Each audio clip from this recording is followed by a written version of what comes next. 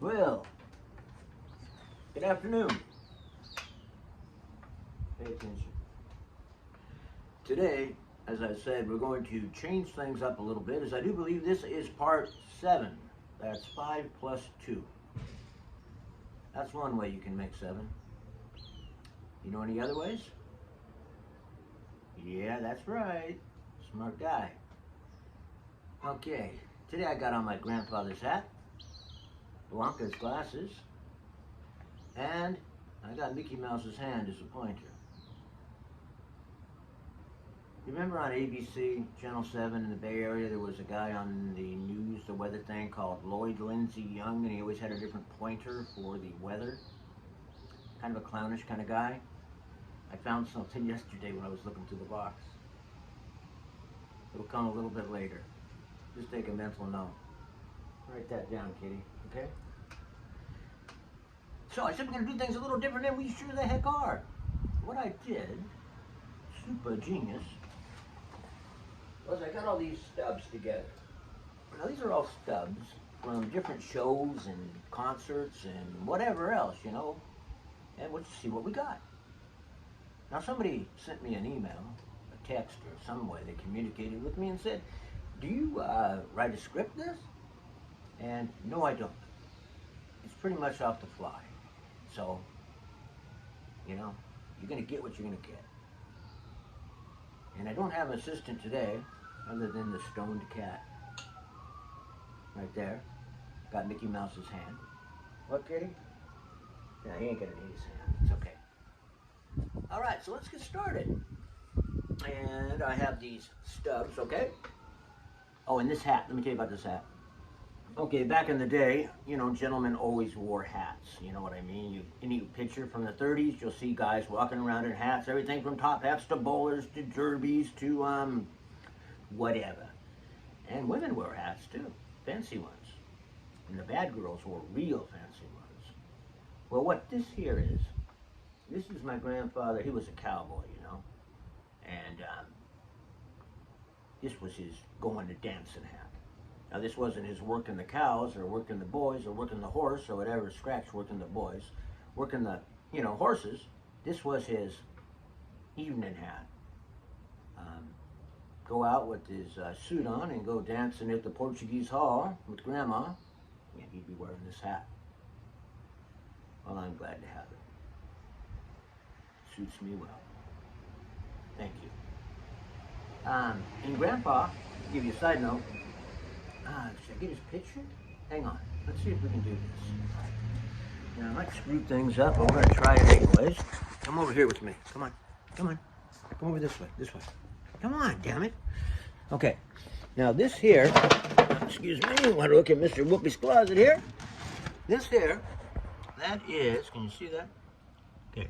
Oh, I got to get this right. That is Grandpa right there in his 1920, what they called that was a headshot back then. I don't know if they did, but it is now. He sent it to your Hollywood agent. He went down to Hollywood in 1920 to see if he could get a job. Well, according to him, there were 10 guys for every one job. But what he could do, he could drive a 4, 6, 8 horse team of horses. He knew how to do that, as did his brother Art. So he gets down there and he runs into Mr. Tom Mix of cowboy fame. And the next thing you know, he is uncredited in some of the old silent Tom Mix movies, I think 3 of them, maybe 4, as the stagecoach driver, because he could drive teams of horses. After that, his job was to take care of Tom Mix horses. And one of the other cowboy-type characters of that early Hollywood era. Then his father passed on, and he came back to Campbell, California, Downing Avenue, right there next to the hospital. The old house is still there. The Walnut Ranch is gone, of course, but the old house is still there on Downing Avenue, way down at the end where it's now cut off because of Highway 17. So that was his attempt at, you know, being a cowboy. More on that to follow, too. So let's take a look at these little stubs I got, and we'll see what we got here. First one we got here, and take a look if you will, ladies and gentlemen. That is to the Exploratorium, the early days of the Exploratorium, when it was housed at the Palace of Fine Arts in San Francisco on the Marina. Palace of Fine Arts, as you might know, was the last remnant of the Panama Pacific Exposition that was held in San Francisco to commemorate the opening of the Panama Canal. And side note, my other grandfather, Fred Short, he, 1919, I think it was, joins the U.S. Army, First World War, and he gets assigned not to Europe, but to South America, more specifically the newly founded country of Panama, to guard, be on one of the guard duties of the Panama Canal, because the U.S. was somewhat fearful that while caught up in the turmoil of the First World War, which was up till that point known as the Great War. World War did not apply to the First World War till the Second World War, and then it was revisionistly replaced, and it was the Great War. The war to end all wars. No such thing. No such thing. We talked in one a couple days ago about the Spreckles building, the Legion of Honor. If that Legion of Honor, President Wilson's, was it 7, 12, 11 points, whatever, the League of Nations, predecessor to the United Nations, that's what that building was built for, to house the League of Nations. You tried to prevent something like that First World War from occurring, because this is kind of what happened. They're all looking at each other over in Europe. Isn't somebody going to stop this? Somebody going to say something? We're not really going to fight over an archduke, are we? We're really going to fight over an archduke? Somebody has to stop this. Somebody speak up? Nobody did. Wilson's idea, if there had been a forum where some brave soul could have stood up and spoke, things might have turned out differently. In the catch-22 ironic part of it, in the pure arrogance of the time, the United States, very much an isolationist country at that point, did not want to be involved in European affairs. We were done with kings and queens and them marching their people around a chessboard of battle. And after the First World War, in the horrendous casualties that were taking place, most of the U.S. wanted to go back to being an isolationist country and let Europe deal with Europe's problems. So, when it came time to ratify the League of Nations Charter and have the first meeting, guess who didn't ratify it and did not attend? The United States of America. The Senate and Congress voted it down. So on our very soil, right up here in Lincoln Park in San Francisco, the heads of the world gathered, and we were absent. Pure hubris, arrogance, bad mistake. And happened all over again. Side note, somewhere in France, southern France I'm pretty sure, there's a grave marker of Manuel Nunez. In October of 1919, Manuel Nunez took a bullet through the forehead from a German sniper. Was my grandmother's older brother. No heroic story here for you. Young guy, never been away from the farm in all his life, goes out into the battlefield and gets plugged in the brain, dies, buried in France. We'll do a story on that one, as it's worth telling. And it's got a lot to do with what happened after that, all the way up to this hat, very hat right here. This hat would not be here if that young man had not taken a bullet in the brain. The sad part, really pathetic part, he was shot. The war was effectively over. They were arguing over the location, the great powers, if you will, the pompous English and the vengeful French who wanted to punish Germany. Manuel Nunes took a bullet in the head and died while they were discussing the venue to sign the Charter of Peace. So, let's go back to the tickets. Exploratorium, I love this place. This is when it first opened. We went up there and it was just a neat museum. I'm pretty sure it still is. I have never been to the new location, but this was a lot of fun. There were, if you've been there, there's all kinds of these experiments where there's, you know, you do things with light and motion and speed and twirling and heat and cold, and you participate in them all. It's a great museum. One of the first kinds of it in the world. And like so many things,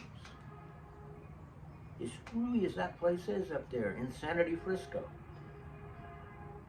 it has often led the way for the United States, California, the United States, and onto planet Earth.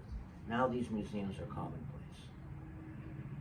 So many firsts have happened there. Hey, and they haven't all been good, now have they? Yeah, I'm gonna whip a naked man on Market Street and everyone's gonna cheer because it's diversity. Fuck you. What do we got next? Oh, we got the second Exploratorium ticket. This must have been Anita's ticket. I think we went together. She liked that kind of thing too. She was kind of a brain. Dingbat, but a brain at the same time. Yeah, you could have bought one ticket, then you could come back and back and back. And just being in the Palace of Fine Arts, that's a neat place, great place. If you ever get the chance to go, go.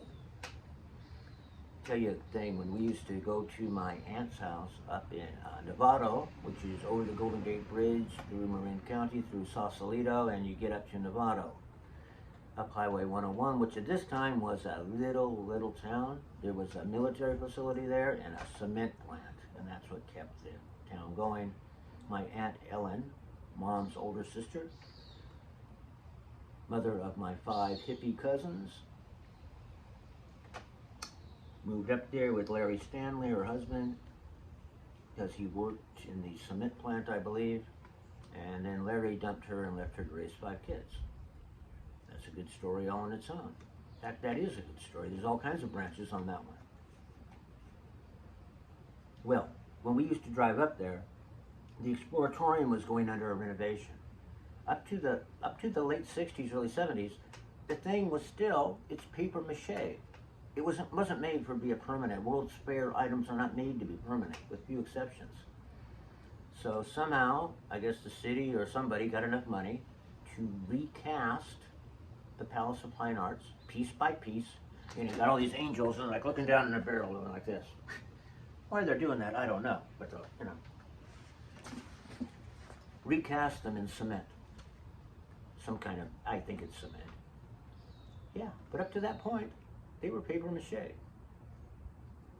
And I remember going up there with my brother, and one had already been cast, like one of the heads on the columns, and was put aside. And I went up there and yanked a piece of the paper mache off. I wish I still had it. I don't know what happened to it.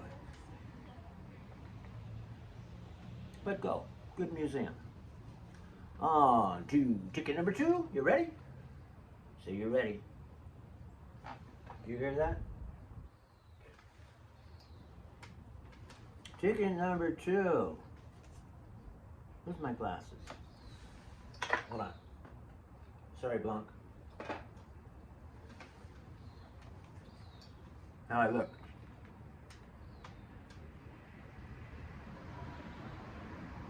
Oh, this is the Cow Palace. Presents Stevie Wonder at the Cow Palace. Little Stevie Wonder, 1050, Section 31, Location 30 DCIR, Row Box R, Seat 12. Cow Palace. Does it have the time here? Huh.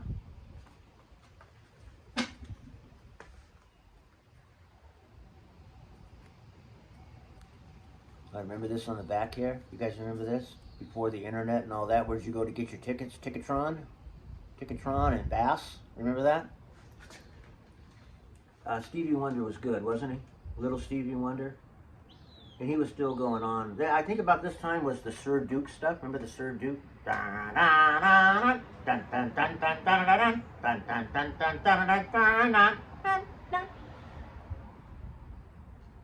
And yeah, I didn't pick this concert. I was a guest. Anita's sister Gloria, who was also known as Rebecca, got us the tickets, and we all went together. In the Monte Carlo, I do remember that, driving my mom's Monte Carlo up 101. It was a good show.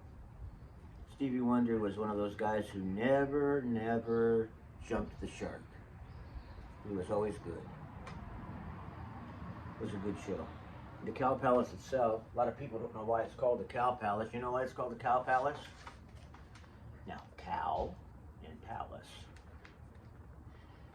don't quite go together, now do they?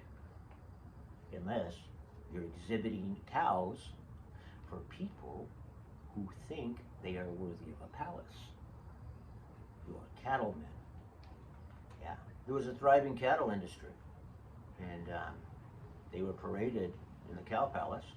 That was only one of the things. The big rodeos were held in the Cow Palace. There used to be rodeos. The Salinas, of which was the biggest rodeo. And the Cow Palace had its rodeo.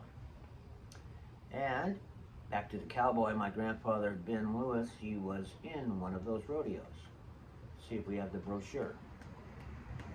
His deal, his event was 2 bulls, and what he said he would do is 2 bulls would come out, and he'd be on 1 foot on each bull with the reins, and he'd ride the bull around. He would ride the 2 bulls around the arena.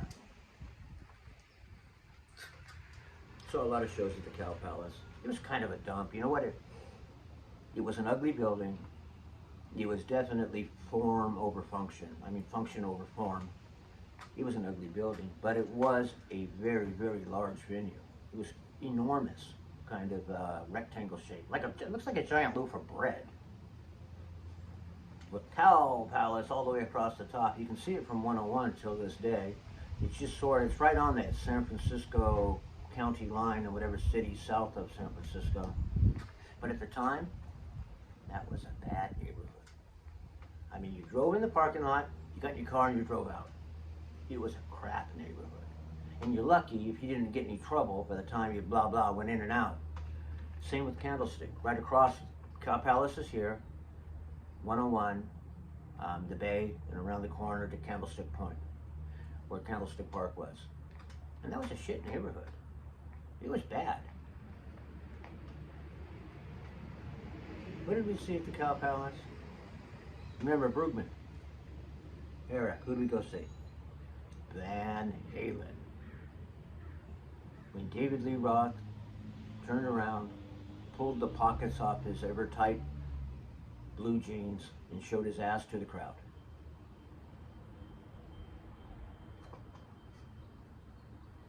What a nutso night that was. And what do we got here? And speaking of Candlestick Park, look at that. It just keeps going on. Am I good or what? Come on, guys. Giants game. Oh, man, I remember this Giants game. Wait a minute. This isn't just a Giants game. It's a Giants versus LA Dodgers. No refunds or exchanges. Sunday, August 17th in the year 1986.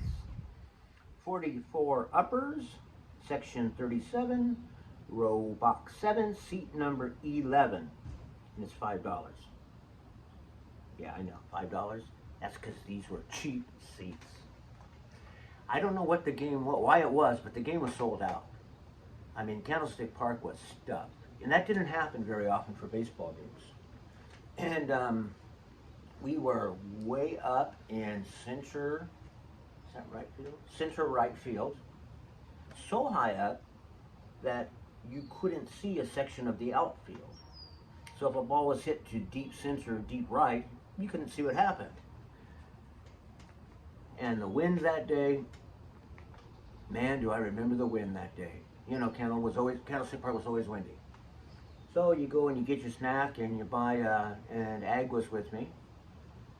And we go and we buy, and Coogan's with me, and a lot of the guys. We'll just go get our beer and come out of the tunnel into the section, and the wind was howling so bad, it blew half the beer out of our cups, the soda the girls were drinking, out of the cups, onto all the people. Hey, and I'm pissed off. I just paid like $3 for a stinking watered down beer, and the wind took it.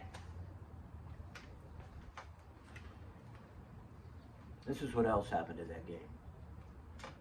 Okay. John Coogan has a girlfriend named One-Legged Juanita, except that was not her name. That's what I called her, because she had a broken leg. Coogan, what was her name?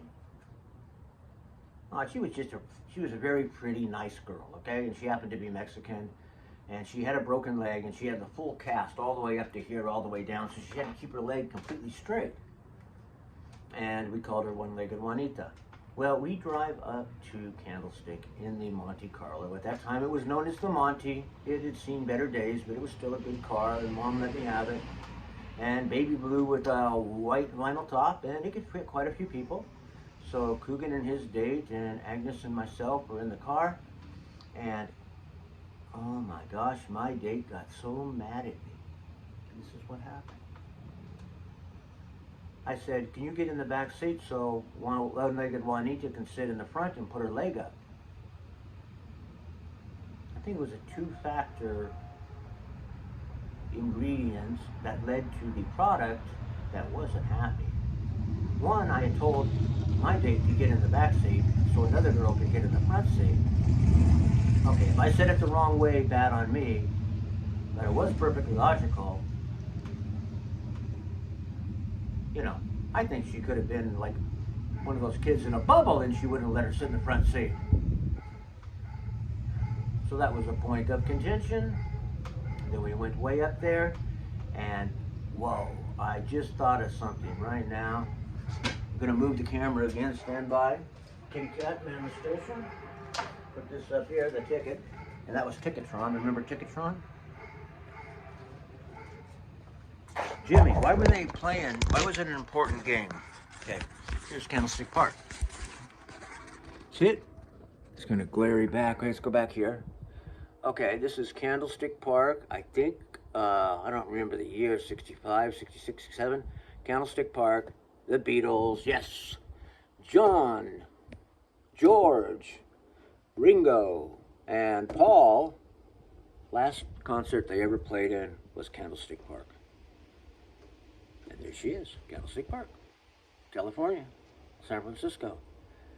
And then, you know, I think I have the ticket in here. Remember I told you the Start Me Up tour by Mick and the boys?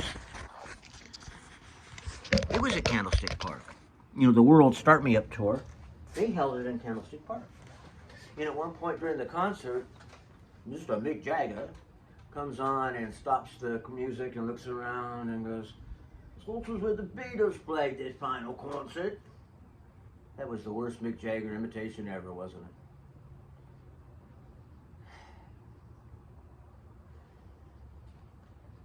Sometimes you try, you get what you need. And he stops the show and says, "This is where the Beatles played their last show." And the crowd clapped, and then Mick just got a scowl on his face. Who cares about the fucking Beatles? And the crowd clapped. So I think I got the ticket in here. We'll see. What's next? Okay. Oh, this is just a movie stub. Kitty cat, you're supposed to take care of that stuff, you asshole. All right, here we go. Oh, no, that's right. AMC Saratoga 13. This must have been after we were married, because we did go to that AMC Saratoga theater after it was rebuilt. It wasn't open until then. And the movie is Tinker Tailor Soldier Spy, 9 p.m. Saturday, 2012. Wow, that's one of the more recent items in my box. 4:10 p.m. We must have been going to the early show because we saved money that way. And you know what Agnes and I used to do? And she would kind of get, she didn't get mad, but she'd go hide while I did this. I would always say, 2 tickets for senior citizens, please. Hey, how are you going to get caught? The kid taking tickets in the ticket booth, I mean, I'm 30 maybe. He doesn't know if I'm 30 or 80, you know? Because when you're 17, 18, everybody older than you is 80 years old. What the hell does he care? So we get the senior citizen price. I've done that all my life then, except recently, you know what the hell happened? Do you know what the hell happened? Listen to this closely. You don't have to ask for the senior citizen, mister. You are a senior citizen. That made me about as happy as when I got the AARP catalog in the mail. Assholes. I don't even remember this movie. Any of you remember it? Put a note in the deal. AMC theaters.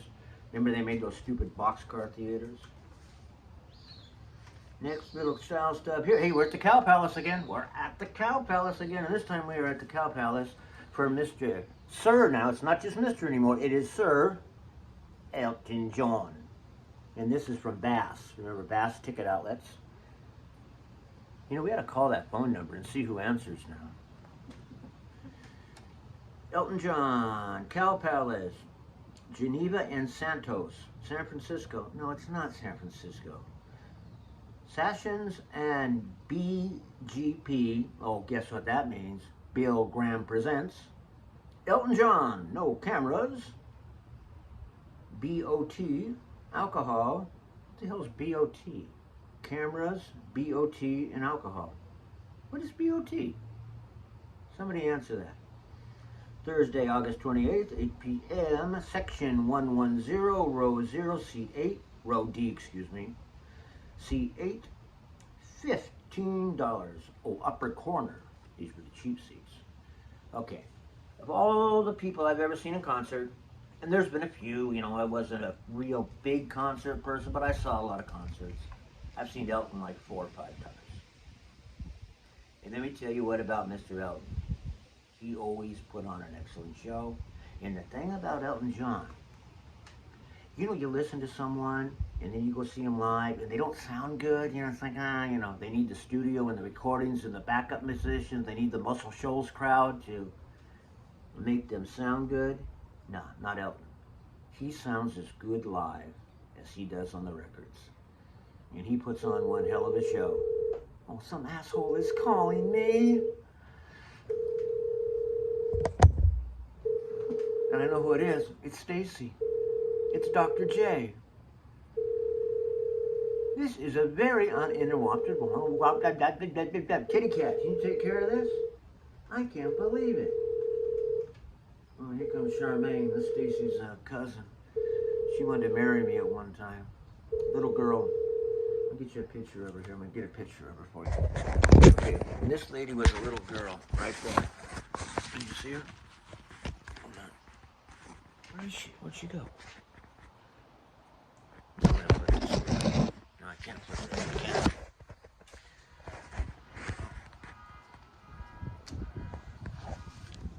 Hold on, don't leave yet, okay? Go down here.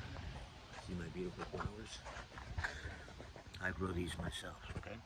There she is. That's Charmaine. That's Stacy's niece. And when she was a little girl, she used to come right over here to that wall over there, see in front of that house with the rail. I used to be able to sit on there. That's Dr. Crazy Hughes' house. And Charmaine made me promise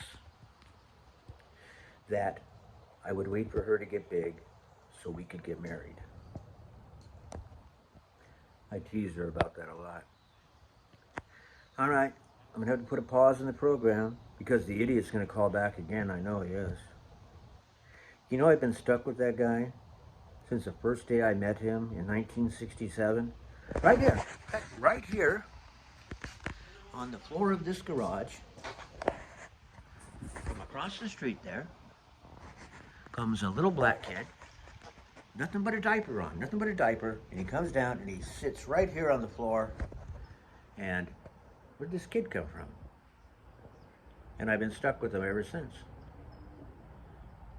And neighbor comes by and goes, only one place he could have come from, and that is how I met Stacy. That Dr. J, and I've been dealing with him ever since. That's to be told later. Now I got to interrupt. Hang by.